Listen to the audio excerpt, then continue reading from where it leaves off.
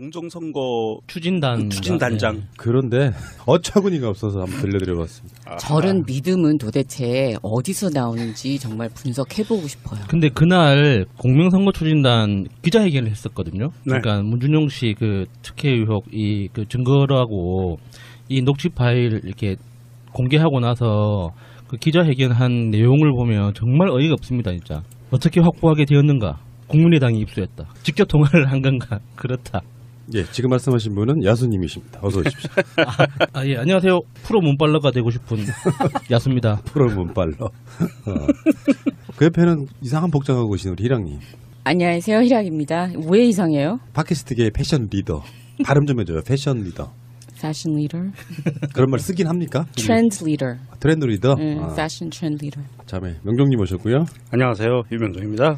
그리고 마차님 오셨습니다. 안녕하세요. 마차입니다. 저는 푸른나무고요. 이야기 계속해 보겠습니다. 좀 전에 그 기자회견, 5월 7일 기자회견에서 이런 말이 안 나왔으면 그냥 그런가 보다 할 텐데 별게 다 나와 있어요. 야, 진짜 너무 웃겨요. 그럼 제가 문 후보께 묻겠습니다.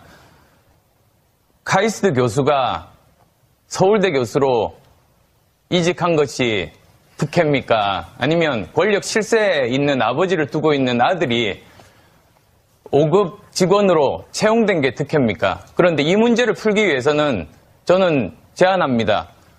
국회에서 이 문제 해결해야 됩니다. 교문이 열고 환노위 열어서 모두 다 투명하게 저는 검증받는 것이 옳다고 봅니다. 이 자리에서 내일 그 두 위원회 상임위 열자고 약속해 주시겠습니까?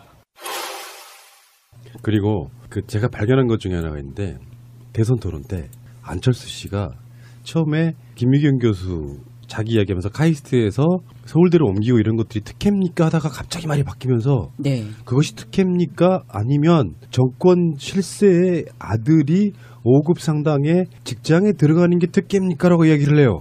근데 그 말하는 장면과 목소리를 들어보면 실제로 저는 그 느낌 보면서 안철수 씨는 알고 있었다는 제 느낌적으로 느끼더라고요. 무슨 말이냐면 그러니까 뭐 이건 그냥 의혹 제기예요. 안철수 씨 죄송합니다. 저작된 사실임을 알고 있을 때는 그것을 부각시키지 못하고 살짝 끼워 넣는 방식으로. 근데 그 대선 토론을 보면 그 이야기를 물어보자마자 화제를 바꾸면서 이거를 국회 상임위원회에서 다루자고 이야기해요. 그러니까 이것이 특혜입니까? 이것이 특혜입니까? 라고 물으면 문재인 후보의 답을 들어야 되잖아요. 그 답이 들어올 틈도 없이 이걸 상임위원회에서 다루자는 식으로 이야기를 바꿔가는데 거짓말하는 게 눈에 보이더라고요. 그럼 제가 문 후보께 묻겠습니다. 카이스트 교수가 서울대 교수로 이직한 것이 특혜입니까? 아니면 권력 실세에 있는 아버지를 두고 있는 아들이 5급 직원으로 채용된 게 특혜입니까? 그런데 이 문제를 풀기 위해서는 저는 제안합니다. 국회에서 이 문제 해결해야 됩니다. 교문이 열고 환노위 열어서 모두 다 투명하게 저는 검증받는 것이 옳다고 봅니다. 이 자리에서 내일 그 두 위원회 상임위 열자고 약속해 주시겠습니까? 저는 그래서 지금도 강력하게 안철수 후보가 알았을 가능성에 대한 의혹을 제기를 해보는 거예요. 저도 안철수가 모를 수가 없다고 생각하는 게요. 이게 그 녹취록 파일에서 이야기됐던 여러 가지 팩트들이 있는데 그런 거를 하나하나씩 이렇게 짚어보면 굉장히 광범위한 조사, 그러니까 한 개인이 이유미 씨라는 사람이나 아까 이준서 최고위원이라는 분이 그냥 단순히 그 개인적으로 이렇게 조사해가지고 정보를 취합한 다음에 시나리오를 쓰고 대본으로 정리한 다음에 그거를 뭐 이렇게 서로 그 연기하듯이 할 수 있는 수준이 아니에요. 그러니까 훨씬 더 광범위하고 조직적으로 그 문준용 씨 주변을 조사하고 파헤친 다음에 그 팩트들을 정리해가지고 굉장히 자연스러운 시나리오를 썼다고 보이거든요. 그러니까 이번 그 사건에 공통적으로 등장하는 이용주 의원이나 좀 전에 들려드린 그 음성 파일을 들어보면 한 건의 사건 갖고 우리가 그러는 거 아니다. 여러 건이 있다고 얘기했잖아요. 그럼 그 여러 건을 본인들이 확인했다면 그 증거를 내놓으면 되고요. 확인 안 했다면 그 자체로 자기들이 거짓말했다는 게 일단 기본적으로 확정이 되는 거죠. 그리고 제가 개인적으로 그 이준서 최고위원을 개인적으로 아는 사이거든요. 제가 그 예전에 이분하고 같이 이제 사회적 기업 창업을 해가지고 같이 일을 한 적이 있었는데 이분이 굉장히 예민한 사람이에요. 그래가지고 책임 소재에 대한 어떤 두려움 같은 것도 굉장히 많으신 분이고 꼼꼼한 정도가 그러니까 거의 뭐 이상주의자 같은 수준이기 때문에 이런 범죄에 대해서 스스로 구상하고 기획하고 가담하고 이렇게 할 사람이 못 돼요. 혼자 예, 단독. 예, 그렇게 할 수가 없는 성격이에요. 그 사람 성격 자체가. 그래서 이게 처음 이준서라는 이름이 나왔을 때 저는 깜짝 놀랐거든요. 아니겠지, 동명이인이겠지라고 생각했어요. 그럴 리가 없다고. 그런데 이거를 이유미 씨랑 이준서 씨 두 사람한테 그냥 다 덮어씌우고 있잖아요. 그래서 이유미 씨는 당에서 케어해주지 않는다고 막 울고 있는데 원래 당은 케어해주지 않습니다. 아니, 근데 그 국민의당 카페 같은 데 들어가서 보면요. 이준서 이유미가 누구냐, 득보다 민주당 프락치 아니냐, 막 이러고 있던데요. 아, 조심하네, 이 양반들. 나는 그런 의혹도 좀 제기를 해봐요. 이준서 씨가 전공이 디자인 쪽이더만요. 예. 그러면 그분 입장에서 문준용 씨가 공모전에서 뭐 여러 가지 입상을 했다거나 이런 것들에 대해서 자기들 레벨에서 그러니까 이준서도 나름대로 성공한 벤처 사업가라고 하니까 같은 디자인 쪽이면은 분명히 문준용 씨가 어느 정도의 레벨이 있는지는 알았을 거란 말이에요. 네. 그렇죠. 이분이 디자인 대학원 그린 디자인 전공까지 하고 그 친환경과 공존의 가치로 세계가 먼저 주목한다는 그 타이틀을 두고 디자인 자체를 굉장히 그 에코 프렌드리 친환경적으로 좀 알려져 있게 지금 포장이 돼 있거든요. 그러고 난 다음에 야수님도 말씀하셨듯이 이쪽 분야에서는 그렇게 안 알려져 있는 사람도 아니고 꼼꼼도 하다고도 좀 알려져 있고 그런데 이런 것을 꼼꼼하고 이렇게 대범한 거하고는 좀 다르잖아요. 성공한 사업가, 디자인 전공, 꼼꼼함 뭐 이런 것들이 다 있다고는 하지만 태생적인 한계가 있죠. 국민의당으로 들어갔다는 거. 그건 태생적인 한계예요. 그러니까 야수님은 그분을 잘 아니까 인간적으로. 네. 그러니까 이제 그 깊은 부분을 알지만 우리 같은 사람들은 국민의당은 안철수한테 갔네? 아이 그러면 뭐 안 봐도 뻔해. 이렇게 나오거든요. 답이. 저 사람은 무엇을 지향하고 사는가는 그러니까 답이 나와요. 하긴 저도 그 국민의당 입당했다는 소식을 들은 이후로는 연락을 안 했습니다. 잘하셨어요. 잘못하면 엮일 뻔했어. 그런데 지금 오늘 벌어진 일들은 방송하는 이 시간까지 이유미 씨, 이준서 씨 집을 압수수색했고요. 이준서는 검찰에 지금 가서 조사를 받고 있는 상황이고 이용주 의원은 그 기자회견 통해 가지고 나는 조작을 지시 안 했다라고 이야기했는데 자기 입으로 한 말 있어요. 내가 한 사람한테만 제보를 받은 것도 아니고 여러 사람들로부터 복수의 제보를 받았다. 그럼 그걸 까야 된다니까요. 이용주는 내가 지시를 안 했다라고만 발뺌을 할 것은 아니라고 보고. 네. 이용주 의원이 그런 얘기도 했죠. 국민의당에서 개입된 것이 밝혀지면 의원직 사퇴하겠다. 화이팅! 이게 단순히 그 사퇴해가지고 끝날 게 아니고 이건 정말 범죄 자체가 저는 처음 들었을 때 정말 너무나도 섬찟하더라고요. 정봉주 의원을 한번 생각해 봅시다.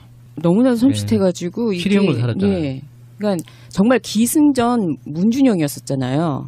대선 내내 정말 털어도 나올 게 없으니까 이걸 그냥 슬쩍 흘리는 듯 하면서 먹혀 들어가지 않으니까 5월 5일 그러고 난 다음에 이걸 너무나도 크게 그 전에도 계속 밑밥을 깔고 뭐 이걸 다 했는데도 불구하고 그때쯤 되면은 이 여론조사라든지 뭐 그런 거 공표하는 것도 굉장히 애매한 시점이잖아요. 그러니까는 자기네들이 이걸 알고 한 거지 모르고 했다가라는 거는 볼 수가 없는 거잖아요. 발표 시점이 깜깜이 선거 들어갈 때였어요.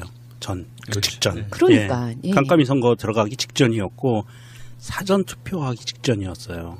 그러니까 이거는 어느 날 갑자기 이렇게 그냥 제보가 들어와서 우리가 팩트체크 못하고 흘렸다. 잘못했어. 이게 아니에요.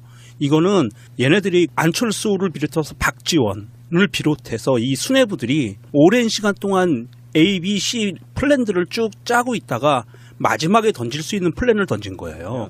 자기들이 안철수 이기기 위해서 후보에 집중합니다. 최종 안철수 씨가 대선 토론 때 했던 말은 지금도 제가 기억을 하고 있었거든요. 이것을 특별히 잘 부각시키지는 않네라는 게 첫인상이었고요. 흘러가듯이 아까 제가 말씀드렸던 그 문맥을 던졌던 것도 지금 다시 한번 제가 확인해봤는데 맞아요. 문재인 후보에게 답을 들으려고 하는 질문이 아니고 이것이 특혜입니까? 뭐 아버지를 둔 뭐 5급 상당의 뭐 이런 게 특혜입니까라고 이야기를 해요. 근데 이 사건의 기본적인 가장 핵심은 문준용 씨가 어디를 들어갔냐가 아니라 아버지가 뭔가 이렇게 상황을 만들어 놓고 아들을 특혜 채용하는데 아버지가 주도를 했다 요거잖아요. 맞습니다.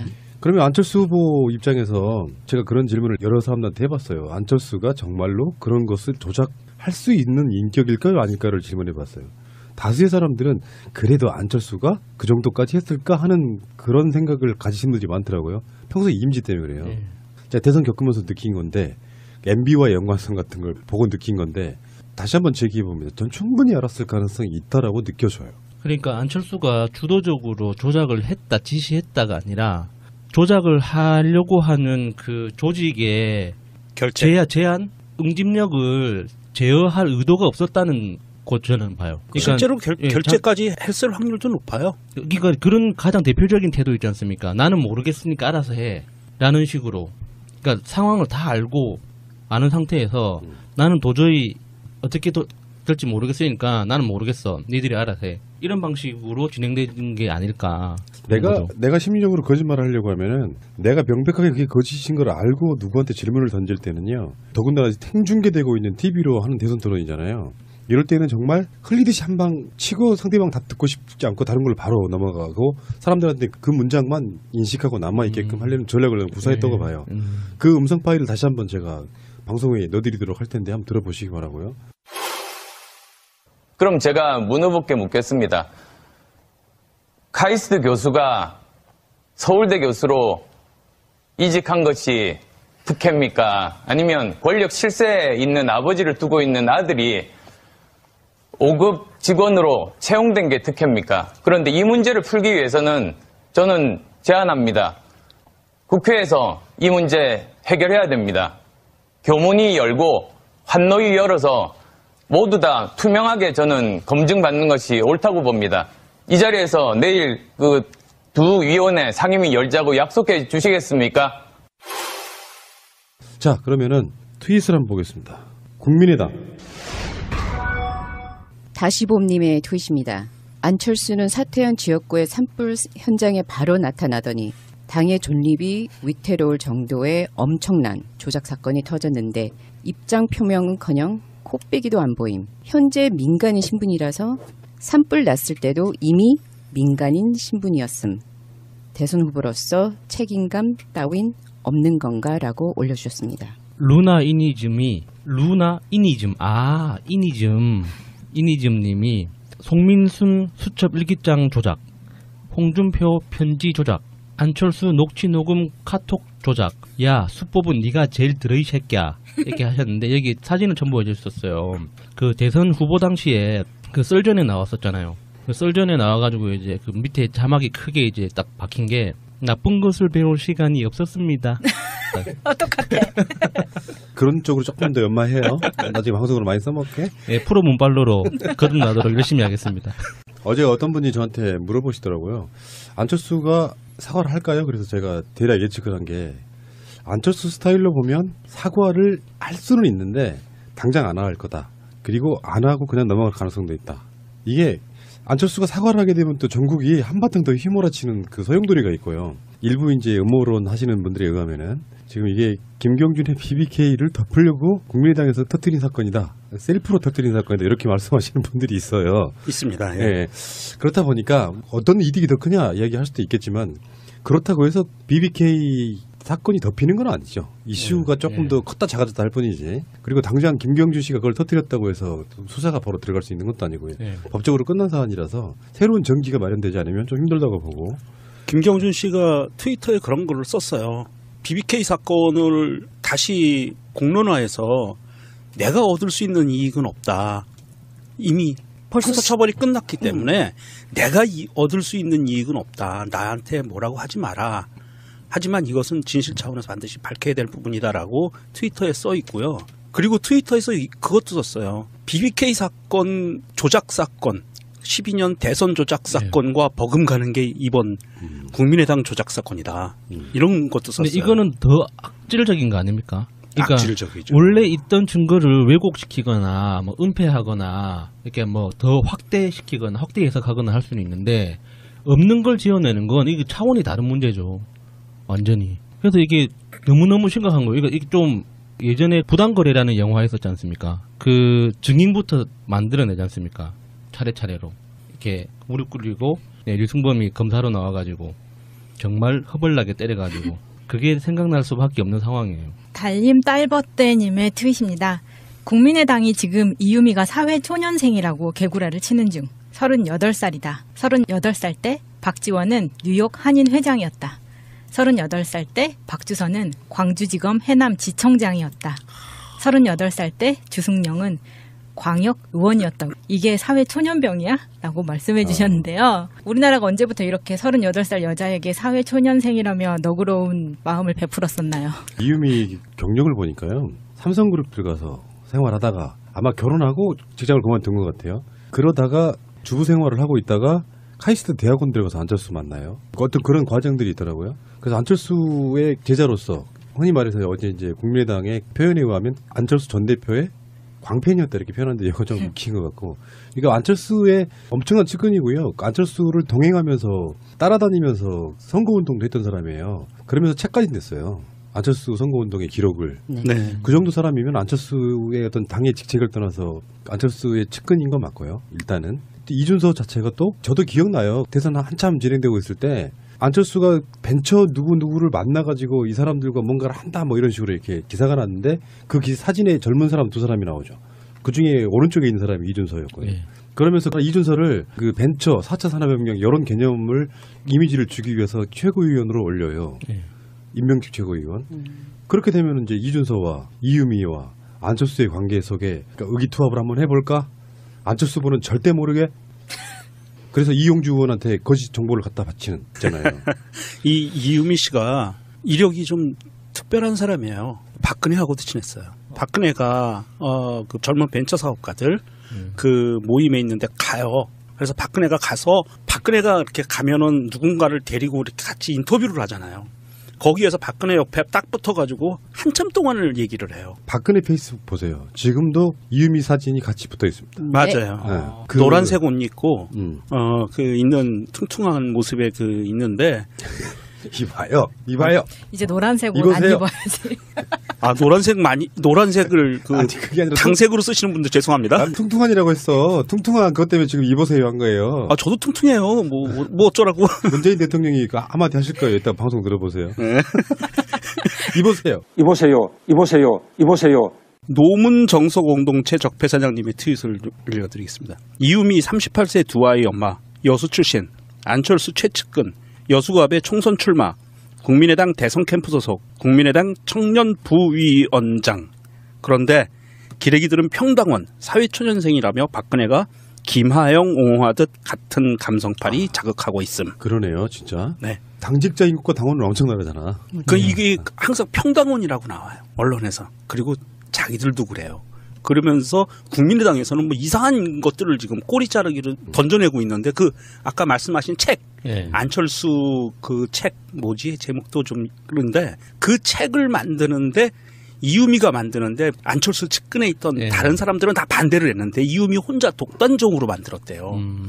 그러면서 꼬리 자르기 내나가고 있어요. 그리고 이게 국민의당도 웃기고 언론들도 정말 짜증나고 꼴보기 싫은 게 사실 노무현 대통령이나 문재인 대통령하고 눈만 마주쳐도 친노다, 친문이다 이렇게 막 그룹 지어놓고 이렇게 몰아붙이는데 이유미 씨하고 이준서 씨는 핵심 측근이라고 봐도 무방하잖아요. 이게 실제 관계는 모르지만 근데도 그렇게 보이죠. 예, 그런데도 언론이나 국민의당에서는 그냥 당원, 일반 당원이라는 말로 계속 이렇게 자리시키려고. 제 화살은 안철수를 향해 가고 있는데 예.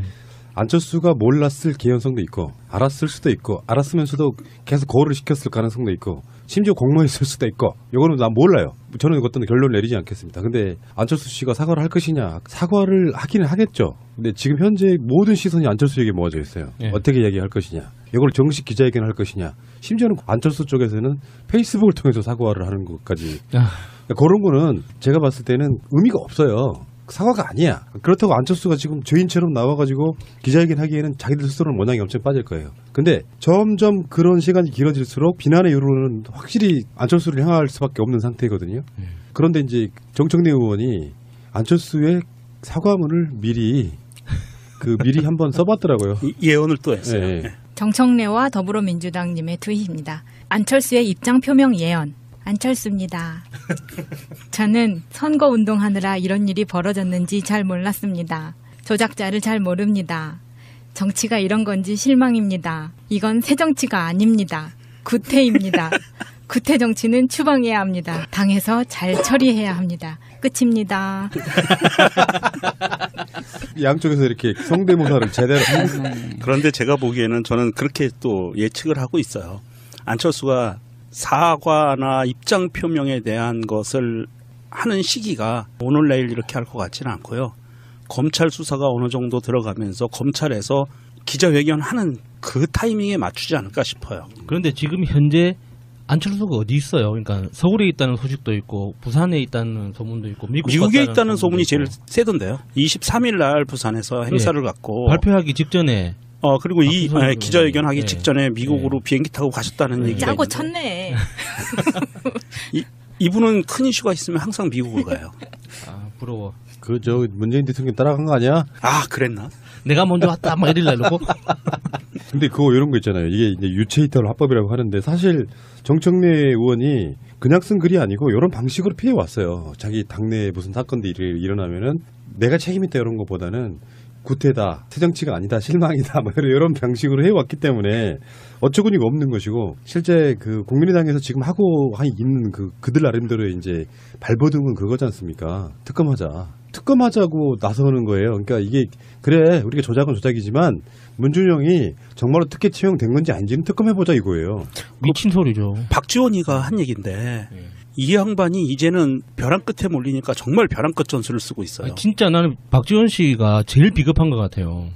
비겁한 게 아니라니까요. 이건 아니, 이게 비겁한 게 아니고 자기 책임도 있어요. 그 선대위원장이고 당 대표였는데 왜 책임이 없겠어요? 자기 책임도 있는 게 아니고요. 이런 사람들이 주범이에요. 이게 그 특검 주장 자체가 나하고 상관없다는 게 전제가 돼 있는 거잖아요. 너무 비겁한 거. 왜냐하면 특검은 통할 리가 없거든요. 검찰 조사도 안 했는데 특검부터 할 리가 없으니까 특검이라는 그 정치적 용어부터 먼저 던진 다음에 전체 그림에서 자기를 빼버리는 거예요. 얼마나 비겁해요, 진짜. 이게 비겁한 게 아니고요. 저열한 거예요. 예. 굉장히 저열한 게 저열한 게 더 나쁜 것 같아서 일단 받아들입니다. 그게 박지원이라는 사람이 말씀하신 것처럼 몰랐다는 건 정말 말이 안 되고요. 예. 알았을 거고요. 어쩌면 제 생각에는 그렇게 생각을 해요. 이건 사실은 아니에요. 제 생각인데 박지원이 주동해서 했을 것이라고 생각을 해요. 저는. 그럴 수 있는 사람이에요. 충분히 개연성이 있는 사람이라고 생각을 하거든요. 령님의 트윗입니다. 국당은 특검을 할 게 아니라 청문회에 세워야 할 듯 이용주에게 알고 있었죠. 조작인 거 알았다 몰랐다. Yes or no. 그것만 대답해 보세요. 김경진에게 조작인 거 어떻게 몰랐을까. 평당원도 아니고 안철수 최측근이었다는데 조작인 줄 몰랐을까 라고 올려주셨습니다. 왜 몰랐을까? 진짜 몰랐을까? 말랑말랑한 힘의 트윗입니다. 이상돈, 안철수 광팬의 공작, 김동철, 뭔가 얻어보려던 사회초년생들의 발상, 박지원, 대선 당시 관련 제보 보고받지 않았다. 안철수도 보고받지 않았으리라 확신, 이용주, 누가 시킨 게 아니라 이유미 본인이 했다. 국당 윗선들 꼬리 자르기 경이롭다. 이렇게 올려주셨네요. 달나라 시민 권지영님의 트윗입니다. 박지원이 문중용도 같이 특검하자고 하는 것이 바로 이 사건의 지도부급이 연루됐다는 반증이지라고 올려주셨습니다. 그리고 그것에 대한 댓글이 많이 써 있는데요. 네, 박지원이 고백한 거죠 류의 글이 많이 달렸습니다. 근데 아까 안철수가 뭐 사과를 할 건가 뭐 페이스북으로 할 건가 말 건가 말을 나눴잖아요. 설상가상 페이스북이든지 뭐 온라인으로 자기 그 입장을 표명을 한다면은 문자로 해고당하는 거랑 그것도 굉장히 비열하지만 그거는 정말 하지 않았으면 좋겠어요. 여태까지 해온 발자취를 보면은 그거마저 하지 않을 것 같지만은 그래도 할 거면은 정말 나와서 한번 결혼을 맞든지 좀 하세요. 그리고 안철수의 이력을 봤을 때 지금 그 사과문이나 사과의 방식에 대해서 고민을 하고 있을 거라고 보는데 안철수라는 사람 당사자가 고민하고 있을지 안 그러면 그 와이프가 대신 고민을 해주고 있을지 궁금하지 않습니까? 아빠는 저는 그 와이프가 일단 최고봉 그 다음에 엄마 고민을 열심히 대신 해주고 있지 않을까 싶은데. 원래 그분들이 1+1이죠. 네. 그러니까 시아버님하고 그 며느리가 둘이서 지금 머리 짜고 있는 거 아닐까요? 그럴 수도 있고요. 이게 와이프 말을 제일 잘 듣는다고 이렇게 알려져 있지 않습니까? 자다가도 부인 말만 잘 들으면 떡이 쏟아진다고. 잘 들으면 대통령도 될 수 있는 건가요? 그러면 말 잘 들으면 우리 저기 문재인 대통령 보세요. 부인 말 잘 들으니까 대통령 되잖아요. 또 그런 사례가 있네요. 박광원님의 트윗입니다. 1. 저 사람은 사기꾼이다. 증거가 있다. 2. 증거를 조작했다. 국민과 피해자에게 죄송하다. 3. 대신 피해자도 수사에서 꼭 진실을 밝히겠다. 국민의당은 피의자입니다. 물타기 특검이라는 염치 없는 주장할 때가 아닙니다. 통렬하게 반성하고 수사 결과를 기다려야지요.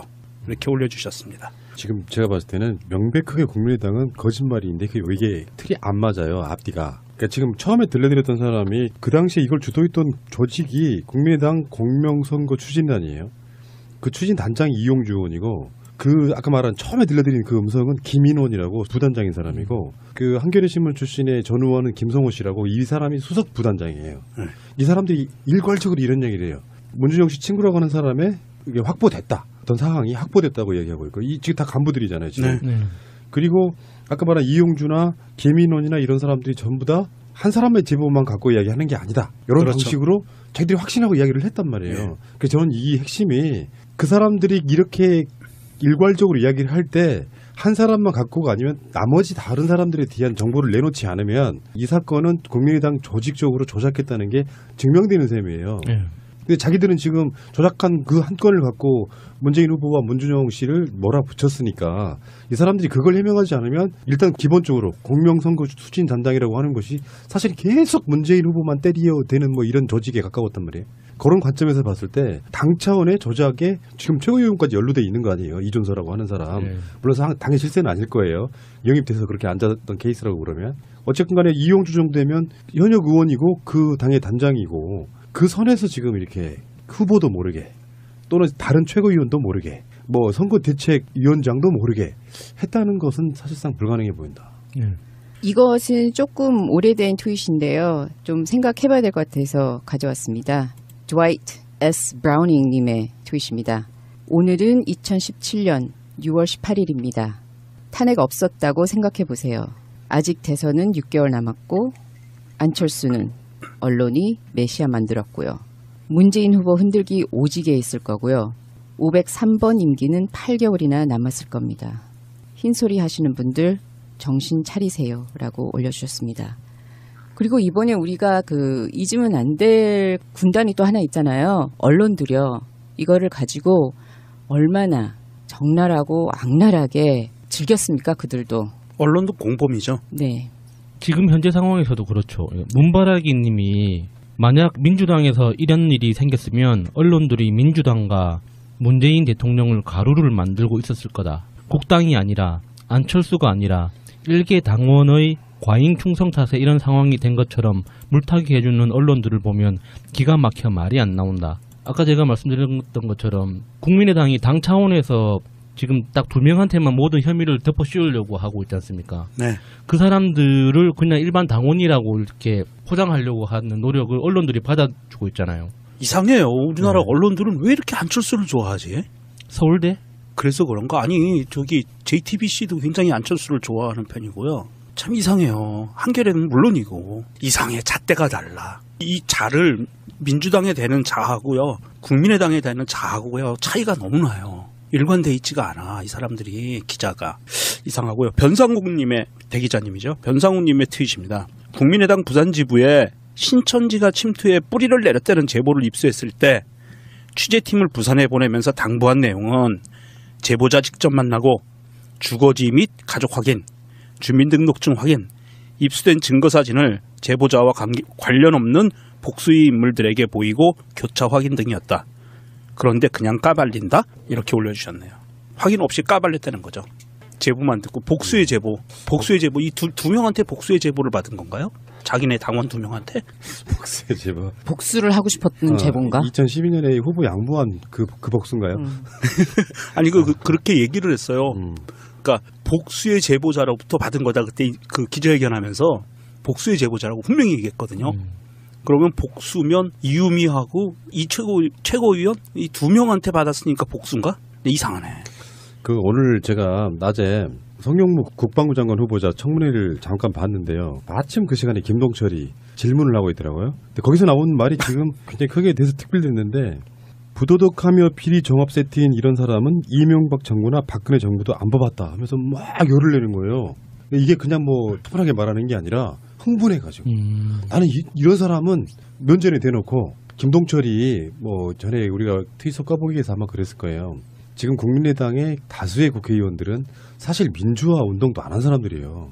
호남에서 대충 잘 먹고 잘 살다가 어찌어찌 정치권에 졸대가지고 국회의원 하고 있는 자들이 많아. 그럼요. 그러니까 안철수는 그 시기에 돈 열심히 버셨고요. 민주적 개념이 충만한 사람들이라기보다는 줄 잘 서서 지금 정치권에 있는 사람들인데 김동철도 뭐 그런 부류라고 저는 보는데 이 사람이 문재인 대통령에게 가장 강성인 사람 중에 한 명이에요. 국민의당의 원내 대표니까. 네. 그렇지 않아도 그런 사람인데 저는 송영무 장관 후보자 이렇게 청문회 보면서 김병기 의원이 그러더라고요. 송영무 후보자의 바로 위에 조상들, 뭐 할아버지 이런 분들이 다 독립운동하셨던 그 유명한 집안이더만요. 예. 집안이 그래요. 예, 그러면서 국가 유공자에 대한 대우를 이야기하면서 우리나라가 그런 나라 아니었다 뭐 이러면서 이렇게 모욕 주지 말라 이러는 건데 바로 자기 당에서 일어났던 어마어마한 조작 사건은 이거는 그 뭐 우리가 비리 그러면 뭐 이렇게 뭐 돈 몰래 받고 이런 정도를 비리라고 하잖아요. 근데 사실 이런 거는 비리를 넘어서는 범죄. 예, 범죄죠. 범죄 집단이 조금 드러난 어떤 음주운전이라든지 뭐 고액 자문료 이런 거를 비리라고 몰아붙이면서 박근혜 정부 때도 이런 사람 안 뽑았다. 이건 모욕이에요. 제가 봤을 때는 자기 몸에 다이너마이트 두르고 있는 거야 지금. 아, 자살 폭탄? 그래서 계속 이러고 있는 거예요. 누가 국민이 그걸 믿어주겠냐고요. 국민의당이 점거하고 있는 호남의 문재인 대통령 지지율이 99% 나옵니다. 이렇게 한다고 지지율이 깎이는 게 아니에요. 지금 제가 이야기를 들어보고 보도도 보니까 호남에서 분노가 대단하다만요. 정말 창피하다. 왜 그런 거 있잖아. 한때 내가 너희들이 밀어줬던 게 창피하다. 왜 부끄러우면 우리의 몫이냐. 이런 분위기라고 하더라고요. 이 상황에서 이런 식으로 사람은 이런 거 정치적 공세로서 이런 표현을 뭐 쓸 수도 있다고 치는데 그럴 입장이나 상황에 있지 않은 자가 이렇게 말을 하니까 더 분노스러운 거야. 반성부터 이 새끼들아. 정청래와 더불어민주당님의 트윗입니다. 국민의당이 덜덜덜 떠는 이유. 허위사실 조작 유포는 선거법 위반 사항이다. 다른 법과 달리 선거법 위반 혐의자는 모두 유죄일 확률이 높고 유죄면 100만 원 이상 받을 가능성이 크다. 만약 국회의원이 연루자면 금배지가 날아갈 것이다. 그래서 덜덜덜 떤다 라고 올려주셨습니다. 자기야, 보험 뭐뭐 들었어? 글쎄, 아는 사람 통해서 몇 개 들었는데 사실 뭔지는 잘 몰라. 마이 보험 체크에 일단 전화해봐. 1800-7917. 내가 둔 보험이 나에게 잘 맞는 보험인지 진단해준다고. 물론 추천도 해줘. 그런 곳이 있어? 1800-7917?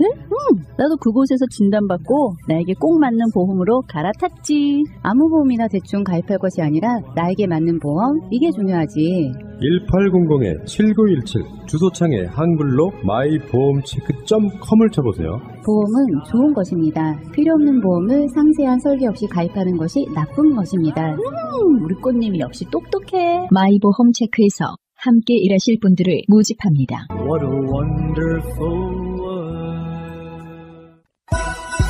쇼앤 침대 써보셨나요? 필바운드 깔창은요? 쿠션 재벌 쇼앤이지에서 이번에는 소파를 출시했습니다. 쇼앤 소파는 최고급 소재들을 사용합니다. 하지만 합리적인 가격으로 제공합니다. 거품을 쫙 뺐습니다. 쇼앤 침대를 써보신 분들은 그 품질을 아십니다. 최고급 가죽과 자재들을 사용한 소파입니다. 타사 대비해서 두꺼운 국내산 가죽입니다. 전 세계 최초로 친환경 실리콘 소파도 출시하였습니다. 쇼앤 소파는 끝까지 책임집니다. 쿠션 제품 전문 메이커 쇼앤이지를 검색하세요. 여보, 우리도 차 한 대 사자. 휴가철에 놀러 한번 제대로 못 갔어. 우리가 돈이 어딨냐? 그리고 딜러들 믿기도 힘들고 말이야. 이번에 새날에서 광고하는 중고차 이야기 한번 가보자. 중고차 이야기? 허위 매물 없는 200% 품질 보증제를 실시하는 곳이래요. 중고차 이야기를 검색하세요. 1666에 8546. 나는 중고차 이야기에 차 팔러 가야지. 완님의 트윗입니다. 박주선 양심 고백 해설해드립니다. 기자회견한 거요. 해설해드린다는 겁니다. 7월에 국당은 당권이 바뀜. 정동영, 천정배, 문병호가 잡아서 박지원 더하기 안철수 라인 지선에서 학살할 예정임. 그 학살 정당성을 어떻게 얻을 수 있음. 문준용 조작에 가담한 애들이 저 두 개파라는 박지원 안철수 개파라는 얘기죠. 실제로 신율의 출발새 아침이라는 YTN 프로에서 문병호 의원이 그렇게 이야기를 해요. 문준용 의혹 조작, 윗선, 그리고 안철수 알고 있었나 따져봐야. 이렇게 대놓고 공개적으로 이야기를 하고 있는 상황이고요. 7월에 당권이 바뀌는 거를 기준으로 해서 아마도 정말로 박지원과 안철수는 완전히 내쳐질 확률이 높고요. 그리고 국민의당의 성향 자체가 지난 일요일날 트윗에 소개해드렸죠. 선거 대선에서 지고 후보자를 어떻게 대하는지 얘네들의 그 기질들이 또 나올 거예요. 그래서 안철수를 가루가 되게 씹어버리는, 실제로 안철수가 형사처벌 받을 확률도 높아질 수 있어요. 이런 상황이라고 하면. 근데 지금 현재 상황만 보면 그렇죠. 그러니까 그 국민의당 의원들이, 자유당 의원들도 그렇고 지지자들이 이제 문자 보내는 거, 그러니까 문자 행동, 문재인 대통령 지지자들이 문자 보내는 것만 가지고도 문재인 당사자, 문재인한테 막 책임지라고 막 그렇게 요구하는 사람들이 지금 이 상황에 대해서는 안철수 책임론에 대해서는 직접 거론은 안 하잖아요. 지금 어떻게든 시간을 끌어서 이 안철수가 등판하기만을 기다리고 있는 거예요. 그런 책임론 자체를 거론하지 않는 것 자체가 비겁하고 진짜 졸렬한 거죠. 자기들이 어떤 그 전략적으로 살아남기 위해서 안철수라는 희생양을 이미 선택해 놓은 거예요, 지금. 안철수 그렇죠. 말고는 빠져나갈 구멍이 없으니까. 안철수와 박지원을 쳐내고 나면 실제로 제가 보기엔 그런 것 같습니다. 그 국민의당 당권 경쟁에서 안철수와 박지원을 쳐내고 나면요, 남은 사람들의 입지가 호남 기반이라는 걸 한 절반 정도는 탈피할 것 같아요. 그러면 당 쪼개지는 거죠. 그렇죠. 그 구심점이 없어지는 거죠. 자기들은 살 수 있죠, 그 대신. 그러니까 안철수와 박지원을 쳐내면 자기들은 살 수 있어요. 그래서 그 사람들이 민주당 말고 다른 당으로 갔으면 좋겠다는 그런 소박한 바람도 있습니다. 오지 않았으면 좋겠고요.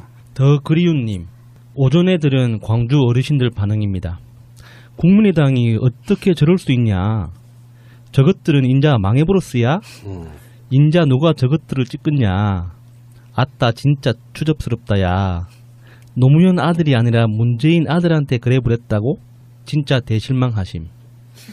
경상도 분이 하시니까 이상하다. 굉장히 이상하네요. 그래요? 난 잘한다고 생각했는데. 저한테 토스하세요? 오리지널 버전으로. 제가 봤을 땐 지금 현재 핵심은 저는 이용주라고 봐요. 더 윗선이 있느냐는 이제 차후에 밝혀질 문제고, 이준서는 이용주 전 의원에게 녹음 파일을 들려줬었다라고 했대. 보통 검사 출신들은 본능적으로 이게, 왜냐하면 이 가짜 뉴스 제보일 경우에는 역풍이 심하기 때문에 검증을 해봐야 되는 과정을 거치려고, 그런 역할을 하려고 그 자리에 그 사람을 앉힌 거예요. 공격하는 것도 있지만 확실한 정보를 갖고 증거를 갖고 상대를 공격해야 될 거 아닙니까? 이준서는 이용주한테 들려준 적이 있다고 하고, 이용주는 지금 예초에 들어본 적도 없다고 이야기를 하고 있어요. 명백하게 그럼 두 중에 하나는 거짓말인 거고요. 그리고 이용주가 아까도 제가 얘기했지만 문준용 의혹을 증언한 사람이 한 사람만이 아니다라고 저희가 자신 있게 이야기했잖아요. 그렇죠. 네. 그러면 나머지를 공개를 하면 돼요. 그거 지금 못하고 있는 것이고, 저는 그 이용주 이 사람이 나는 국회의원직 사퇴할 거야, 이게 가짜로 드러나면, 우리가 조작한 게 드러나고 관여한 게 드러나면 이야기했잖아요. 네. 보통에 그런 거 있거든요. 거짓말하는 사람은요, 거짓말을 들켰을 경우에 불같이 화를 내요. 그만두면 되잖아, 이씨. 이거야, 이거. 실제로 사건이 일어나서 내가 관여된 의혹이 전혀 없다고 하면요, 거기에 대해서 의원직 사퇴를 먼저 꺼내지 않습니다. 이 상황에서 의원직 사퇴가 먼저 나와야 돼. 거짓말에 대한 찔림, 범죄성을 갖고 그것이 아니라고 강하게 이야기를 해야 언론들이 그걸 써준다고 생각하기 때문에 의원직 사퇴를 먼저 거는 거예요. 이용주 의원이 검사 출신이잖아요. 예. 그러니까 사실이 밝혀지는 기간과 자기의 임기가 비슷하게 갈 거라고 생각하는 거 아닐까요? 저는 조금 다르게 생각하는 게요. 지금 이유미가 그 구속영장을 아마도 오늘 청구할 예정인 것 같고요. 이준서도 참고인에서 피의자로 전환이 됐어요. 그리고 압수수색 둘 다 자택 압수수색했고, 국민의당은 아직 안 했는데, 그러면 다음으로 이어지는 첫 번째 참고인이 누가 될까요? 이용주. 예. 네. 그리고 피의자로 전환이 되겠죠. 그러면 재판까지 가서 개망신 당하는 것보다 이 사람은 낌새가 이상하면 그냥 국회의원직 내려놓을 거예요. 제가 거짓말해서 죄송합니다. 그리고 끝내려고 아마 그렇게 복선을 까는 거 아닌가 싶어요. 야수님이 저한테 보내드린 예. 제가 원어민 네이티브 스피커로서 말씀드립니다. 국민의당이 어떻게 저럴 수 있냐에 저것들이 인자 망해버렸어야. 인자 누가 저것들 찍었냐? 아따 진짜 추접스럽다 야. 노무현이 아들이 아니라 문재인 아들한테 그래버렸다고? 그런 식으로 하셨다는 게 사과드립니다. 부끄러운 거죠. 최민희 의원과의 방송에서 그런 얘기 짧게 했습니다만 BBK 문제 같은 것도 사실은 뭐 마치 이쪽 민주당 쪽이 한 것처럼 이야기했지만 그쪽 유전자 아닙니까? 조작의 유전자는 사실은 이명박 박근혜 한 뿌리예요. 저는 그렇게 봐요. 별님님의 트윗입니다. 굉장히 웃긴 건요. 저 거짓말을 검사 출신 이용주와 변호사 출신 강영재가 가장 적극적으로 했어요. 소위 법조인 출신이요. 수치스러워요. 진짜 파렴치 범들이에요. 라고 올려주셨습니다. 이럴 거라고는 어느 정도로 다들 알고 있었잖아요. 우리는 이게 뭐 조작일 거지 전혀 사실이 아닐 거라는 거를 알고 있으면서도 정말 이거 딱 접했을 때 너무 싫더라고요. 그냥. 수사는 착착 진행되고 있고 이제 화살은 이용주에게 가고 있다. 이용주는 어떤 식으로 책임을 질지. 수사 이전에 정치인들은 거짓말 한 게 들통나면 사실 그런 효과가 있어요. 그 모든 게 다 조작인 게 인정돼 버리는 일종의 역풍 같은 게 있는 거잖아요. 만약 이용주가 지금 거짓말하고 있는 것처럼 보이는 이준서와의 대화 이런 데서 내가 들은 적이 없다. 녹취록 조작을 지시했다가 아니라 녹취록을 들은 적이 없다잖아요. 이용주의 말은. 근데 들은 적이 있다고 하면 나중에는 녹취록을 조작한 것까지도 본인의 어떤 책임처럼 들리게 될 수 있어서 수사는 수사고 국민들은 거짓말한 게 들통나면 그 사람을 실질적으로 어떤 얘기도 그다음부터 믿지 않게 되는 현상이 발생한다고요. 근데 재밌는 게 그러니까 이게 녹취가 우리가 들을 때는 음성이 변조된 상태에서 듣지만 당사자들은 원본으로 들을 거 아니에요. 원본으로 그러니까 들었어요. 이용주든 이준서든 뭐 공명선거 추진단이든 그 선대위에 있었던 높은 사람들은 원본으로 들었을 거기 때문에 본인이 아니다라는 거를 모를 수가 없었을 거란 말이에요. 누구든지 한 번이라도 들어본 사람은. 그리고 실제로 녹취록이라고 얘네들이 그 주장한 내용에 뭐 친구라고 얘기한 예. 그 이유미의 동생이죠. 예. 걔가 녹음한 거 보면 결정적인 내용이 하나도 없어요. 그거를 갖고 대서특필해가지고 지금 난리를 부르스를 쳤던 거고요. 실제로 지금 이 사건이 벌어지고 나서 이번에 새로 당대표가 된 이혜훈, 예. 예, 바른정당, 그 다음에 노회찬 이 두 분이 굉장히 강하게 비토를 하고 있어요. 국민의당에 대해서. 이건 윗선에 지시가 있었을 거다라는 것을 굉장히 강하게 하고 있고요. 국민의당 입장에서는 이제는 벼랑 끝에 섰어요. 더 이상 물러날 곳도 없는 거고 이 사람들은 정말로 당 차원의 그 사과를 하고 용서를 받으려고 노력이라도 그나마 해야 자기들 몇 명이라도 살아남을 것 같아요. 문준영 씨 관련 취업 특혜 의혹 조작 사건 정말 어렵네요. 길어요. 제목으로 달기도 힘들어가지고 여러 가지 제안들이 오고 있습니다. 국민의당 조작 사건으로 해라. 근데 거기 이제 키워드가 취업 특혜 의혹 조작 사건. 그러다 보면 이제 그 당사자가 누구냐 하면 또 앞에 문준영이 붙어야 되고요. 참 제목 붙이는데 엄청 힘드네요. 안철수 최측근 녹취 조작 대선 게이트.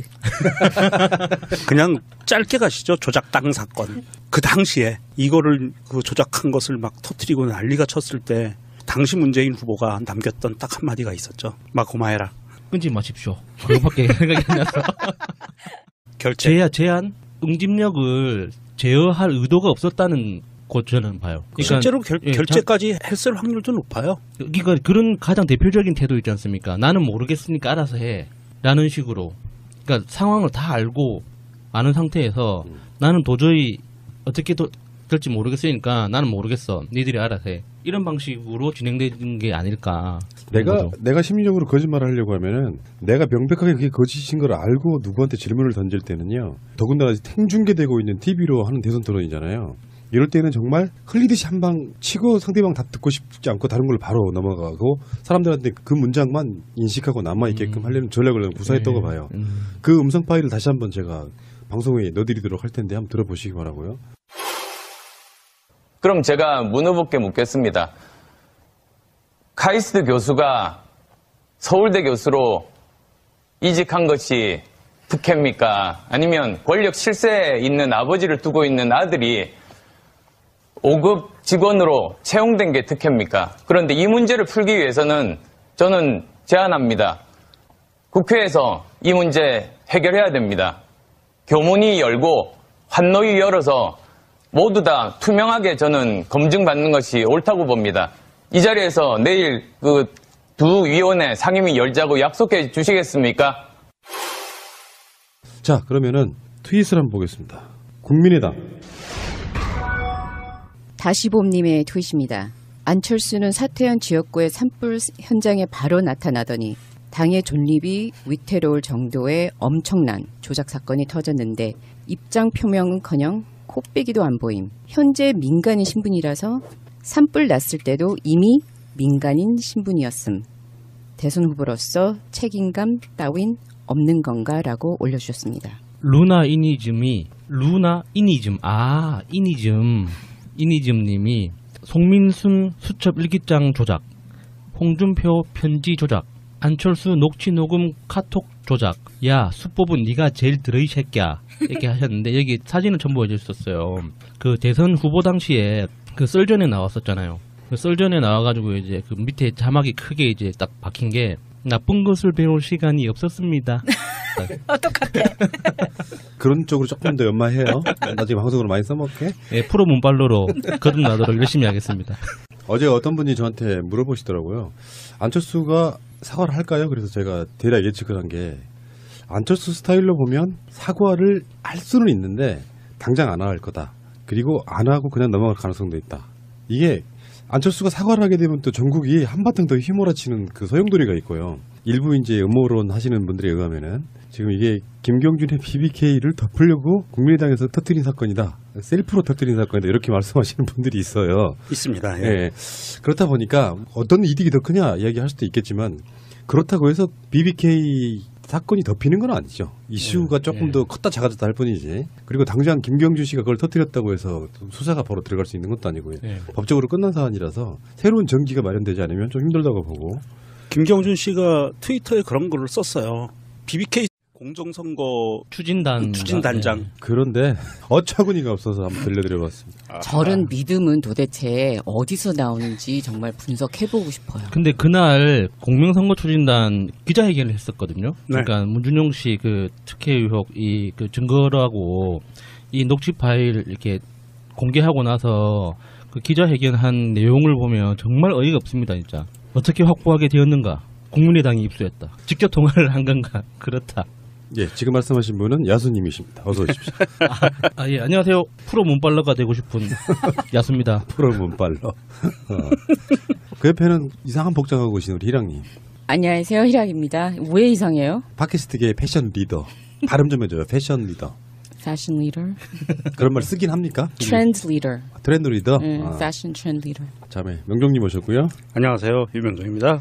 그리고 마차님도 오셨습니다. 안녕하세요. 마차입니다. 저는 푸른나무고요. 이야기 계속해 보겠습니다. 좀 전에 그 기자회견, 5월 7일 기자회견에서 이런 말이 안 나왔으면 그냥 그런가 보다 할 텐데 별게 다 나와 있어요. 야, 진짜 너무 웃겨요. 그럼 제가 문 후보께 묻겠습니다. 카이스트 교수가 서울대 교수로 이직한 것이 특혜입니까? 아니면 권력 실세에 있는 아버지를 두고 있는 아들이 5급 직원으로 채용된 게 특혜입니까? 그런데 이 문제를 풀기 위해서는 저는 제안합니다. 국회에서 이 문제 해결해야 됩니다.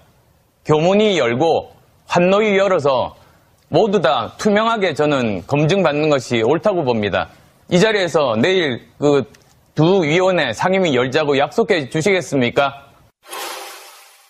그리고 제가 발견한 것 중에 하나가 있는데 대선 토론 때 안철수 씨가 처음에 김미경 교수 자기 이야기하면서 카이스트에서 서울대로 옮기고 이런 것들이 특혜입니까 하다가 갑자기 말이 바뀌면서 그것이 특혜입니까 아니면 정권 실세의 아들이 5급 상당의 직장에 들어가는 게 특혜입니까 라고 이야기를 해요.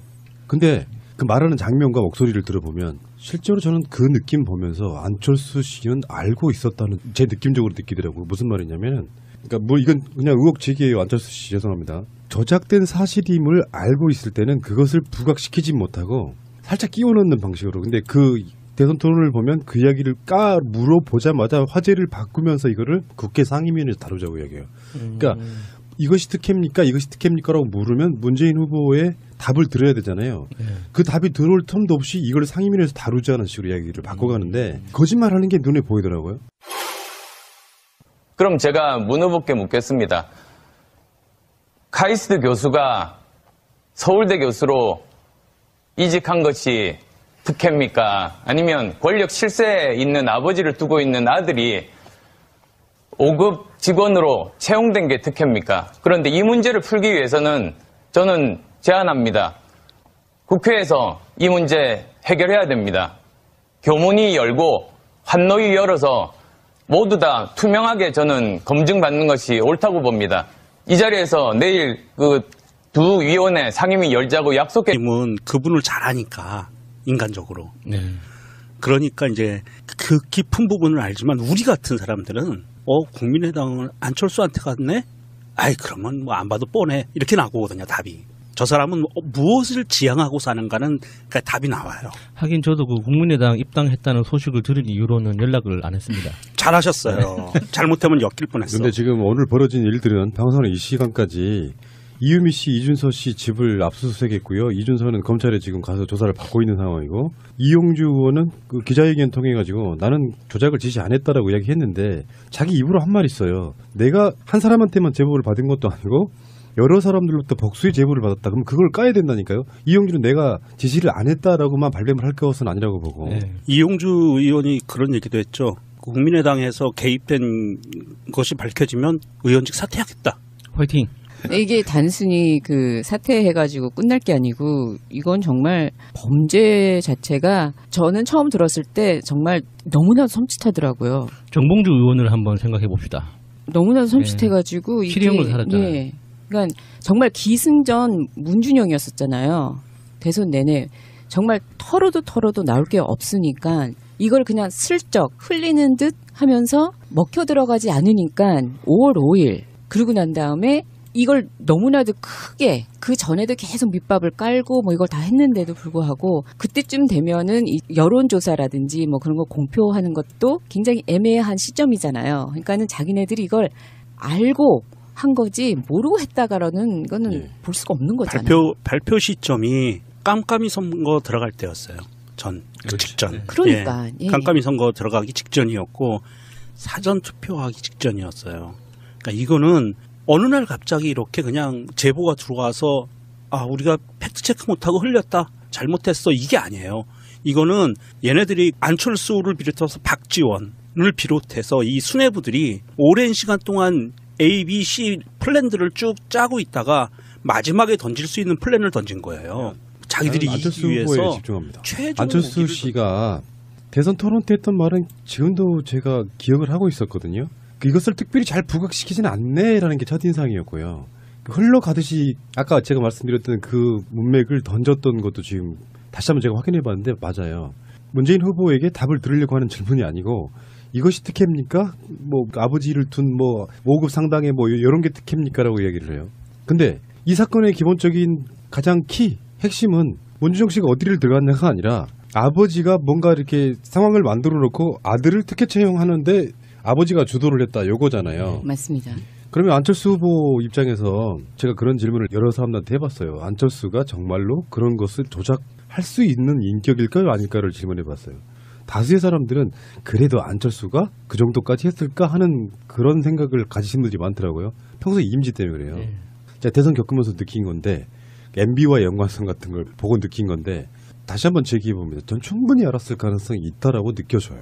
그러니까 안철수가 주도적으로 조작을 했다, 지시했다가 아니라 조작을 하려고 하는 그 조직의 사건을 다시 공론화해서 내가 얻을 수 있는 이익은 없다. 이미 벌써 처벌이 끝났기 때문에 내가 얻을 수 있는 이익은 없다. 나한테 뭐라고 하지 마라. 하지만 이것은 진실 차원에서 반드시 밝혀야 될 부분이다라고 트위터에 써 있고요. 그리고 트위터에서 그것도 썼어요. BBK 사건 조작 사건 12년 대선 조작 사건과 버금가는 게 이번 국민의당 조작 사건이다. 이런 것도 썼어요. 근데 이거는 더 악질적인 거 아닙니까? 그러니까 악질적이죠. 원래 있던 증거를 왜곡시키거나 뭐 은폐하거나 이렇게 뭐 더 확대시키거나 확대 해석하거나 할 수는 있는데 없는 걸 지어내는 건 이게 차원이 다른 문제죠. 완전히. 그래서 이게 너무너무 심각한 거예요. 이게 좀 예전에 부당거래라는 영화 있었지 않습니까? 그 증인부터 만들어내지 않습니까? 차례차례로. 이렇게 무릎 꿇리고 류승범이 검사로 나와가지고 정말 허벌나게 때려가지고 그게 생각날 수밖에 없는 상황이에요. 달님 딸버떼님의 트윗입니다. 국민의당이 지금 이유미가 사회초년생이라고 개구라를 치는 중. 38살이다. 38살 때 박지원은 뉴욕 한인 회장이었다. 38살 때 박주선은 광주지검 해남지청장이었다. 38살 때 주승영은 광역 의원이었다고. 이게 사회초년병이야? 라고 말씀해 주셨는데요. 우리나라가 언제부터 이렇게 38살 여자에게 사회초년생이라며 너그러운 마음을 베풀었었나요? 이유미 경력을 보니까요. 삼성그룹 들어가서 생활하다가 아마 결혼하고 직장을 그만둔 것 같아요. 그러다가 주부 생활을 하고 있다가 카이스트 대학원 들어가서 안철수 만나요. 어떤 그런 과정들이 있더라고요. 그래서 안철수의 제자로서 흔히 말해서 어제 이제 국민의당의 표현에 의하면 안철수 전 대표의 광팬이었다 이렇게 표현하는데 이거 좀 웃긴 것 같고, 이거 안철수의 엄청난 측근이고요. 안철수를 동행하면서 따라다니면서 선거운동도 했던 사람이에요. 그러면서 책까지 냈어요. 안철수 선거운동의 기록을. 네. 그 정도 사람이면 안철수의 어떤 당의 직책을 떠나서 안철수의 측근인 건 맞고요. 일단은 이준서 자체가 또 저도 기억나요. 대선 한참 진행되고 있을 때 안철수가 벤처 누구누구를 만나가지고 이 사람들과 뭔가를 한다 뭐 이런 식으로 이렇게 기사가 났는데 그 사진에 젊은 사람 두 사람이 나오죠. 그 중에 오른쪽에 있는 사람이 이준서였고요. 네. 그러면서 이준서를 그 벤처 4차 산업혁명 이런 개념을 이미지를 주기 위해서 최고위원으로 올려요. 네. 임명직 최고위원. 그렇게 되면 이제 이준서와 이유미와 안철수의 관계 속에 그러니까 의기투합을 한번 해볼까? 안철수 후보는 절대 모르게. 그래서 이용주 의원한테 거짓 정보를 갖다 바치는 있잖아요. 이 이유미 씨가 이력이 좀 특별한 사람이에요. 박근혜하고도 친했어요. 박근혜가 그 젊은 벤처 사업가들 그 모임에 있는데 가요. 그래서 박근혜가 가서 박근혜가 이렇게 가면은 누군가를 데리고 이렇게 같이 인터뷰를 하잖아요.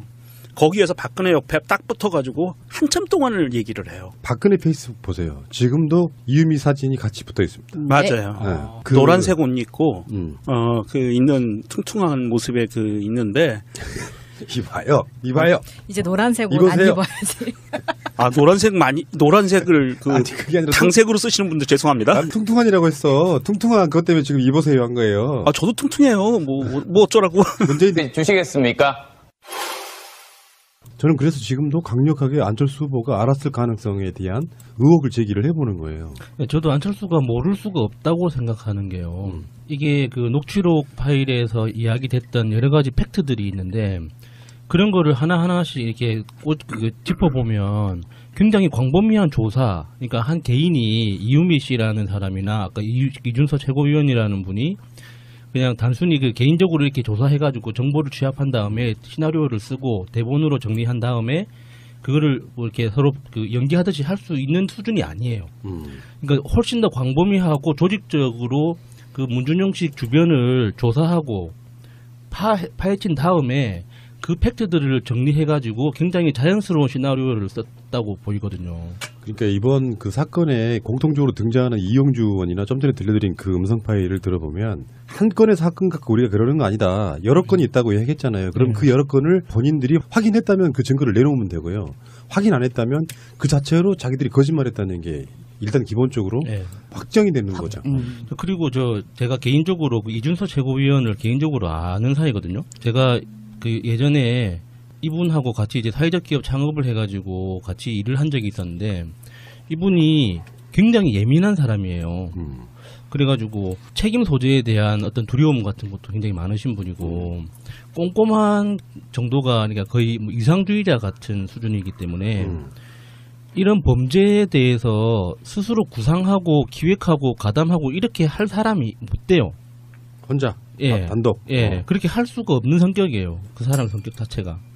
그래서 이게 처음 이준서라는 이름이 나왔을 때 저는 깜짝 놀랐거든요. 아니겠지, 동명이인이겠지라고 생각했어요.